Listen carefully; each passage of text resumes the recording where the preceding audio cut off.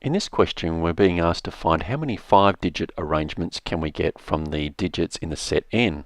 We can see that there's 6 numbers in the set n, but we also must take note of a restriction on the numbers that we're trying to form.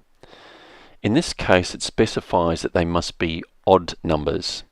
So what we need to keep in mind is that that restriction is going to determine how we work out the total number of arrangements.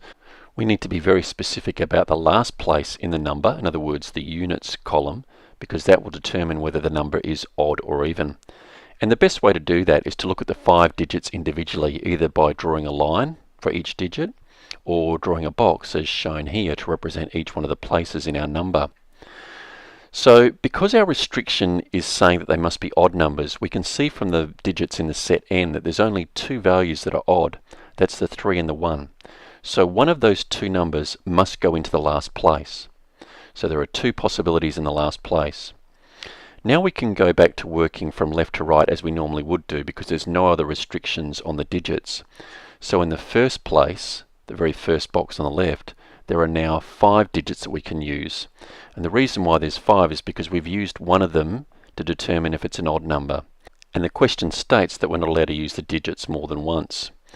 So in the second place, there's now 4 digits remaining because we've used one in the units column to represent an odd number, and we've also used one of the ones at the start, and that decreases all the way down to 3 and 2. So to determine the number of arrangements, we multiply all those numbers, and that comes to 240 ways of expressing the 5-digit odd numbers from the set n.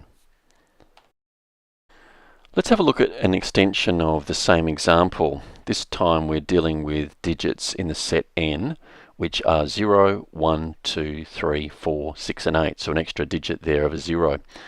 And we're asking ourselves how many 5-digit odd numbers can be formed, but 0 is not allowed to be the first digit. So now we have 2 restrictions. We have the restriction of the odd numbers, which still applies to the value in the units column, or the last box that we can see here. But we're also not allowed to use the digit 0 in the first place. So that means that there's only 6 digits that can go in the first place. So we have a bit of a problem. In the previous example, the instruction was to go to the restriction first and then work through the other numbers left to right. In this case, we've got 2 restrictions, so we need to think through carefully the best process. What we could do is deal with the odd number first, so that means we're looking at the digits 1 and 3. Alternatively, we could look at the first place, knowing that that can't be a 0, so we're looking at the possibility of 6 digits. So here's the dilemma. If we go with the odd number first, which means it could be 1 or 3, one of those digits can't be used in the first place. So that means there'll only be 5 digits we can use in the first place. That can work. The other option is to go to the first place and say we can use any one of 6 digits. But if we do that, we don't know if we've used an odd or an even, and we have to break the problem down further. So the best strategy in this case would be to go to the odd number first and say that there's 2 possibilities, and then go back to the first place and say that there are now 5 possibilities because we can't use a 0 and we can't use one of the odd numbers.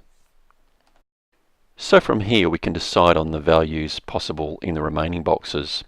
Now we've used 2 digits and we have 7 to us available in set n with no more restrictions.